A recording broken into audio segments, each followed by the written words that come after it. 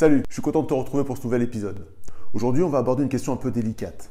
Y a-t-il une vie après la mort ?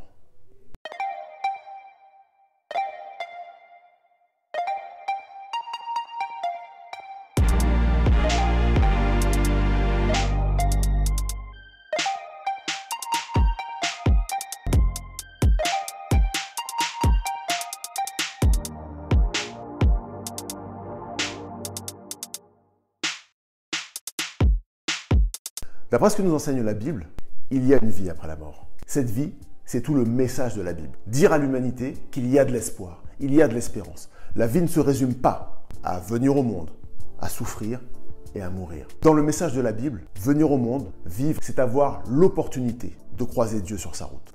C'est donc avoir l'opportunité d'entendre dire qu'il y a de l'espoir pour l'humanité. Entendre que même si on venait à mourir, même s'il y avait des difficultés de notre vivant, il y a une autre vie qui nous est promise.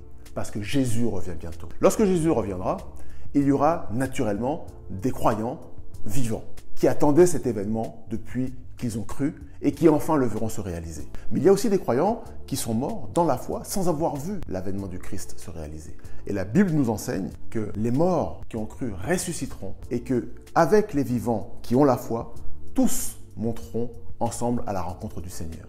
L'un ne devancera pas l'autre. Comprends que ce que je te dis en creux, c'est que lorsque l'on meurt dans la foi aujourd'hui, la Bible nous dit qu'il n'y a personne qui monte comme ça vers le paradis. Ceux qui sont morts attendront ceux qui sont vivants. Et les vivants monteront avec ceux qui seront ressuscités. Et tous, nous irons ensemble. Tu me diras peut-être qu'il y a des personnes, malgré tout, qui sont déjà montées au ciel. Et tu aurais raison. La Bible nous enseigne qu'il y a des hommes qui ne sont pas passés par la mort et qui sont montés au ciel. Ou alors, qui sont morts, mais qui ont été ressuscités et qui sont montés au ciel. Rappelle-toi de l'épisode de la transfiguration du Christ sur la montagne. Il parle avec deux hommes. Qui sont-ils ?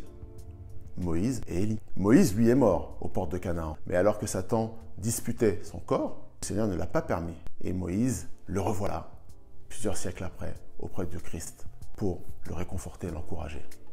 Élie, lui, est monté directement au ciel. Il y a effectivement des personnes qui sont déjà dans le royaume des cieux, mais ce n'est pas une généralité. Ceux qui meurent dans la foi attendront patiemment. La vie après la mort, c'est aussi parler de jugement. Pour Dieu, le mal ne restera pas impuni. Dieu a promis que la mort serait détruite et que celui qui a le pouvoir de la mort serait détruit également, le diable, Satan. Tout ce qu'il a commis comme crime, comme mensonge depuis l'origine de l'humanité ne restera pas impuni. Le mal sera jugé et les méchants seront rappelés pour répondre de leurs actions. C'est ce que nous enseigne la Bible. Maintenant, une fois qu'on a dit ça, j'aimerais que l'on se focalise sur ce qui est quand même important. Parce que la Bible enseigne que Dieu est amour. Qu'est-ce qui me fait dire que Dieu est amour ? Même s'il y a le jugement, même s'il y a la justice. C'est parce que, concernant l'humanité, le désir le plus profond de Dieu, c'est que tous les êtres humains vivent, même le méchant. Ce que Dieu désire du méchant, c'est qu'il reconnaisse qu'il s'est égaré, qu'il change de voie, qu'il abandonne sa méchanceté et qu'il reprenne une trajectoire de vie qui est conforme aux exigences de la justice. Qui que tu sois, le Seigneur a fait un plan pour toi. Et son désir, c'est que tu aies l'assurance qu'il y a un monde meilleur, une vie réelle et pleine, entière, même au-delà de la mort. La Bible le confirme, il y a une lumière au bout du tunnel. Et elle nous intéresse, et toi, et moi.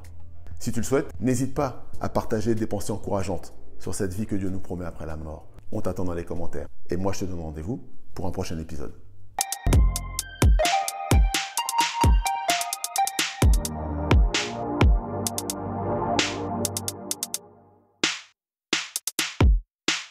Si toutefois tu as apprécié cette vidéo, si tu penses qu'elle t'a apporté un plus, n'hésite pas à la partager. Elle pourra sans doute apporter un plus dans la vie de quelqu'un d'autre.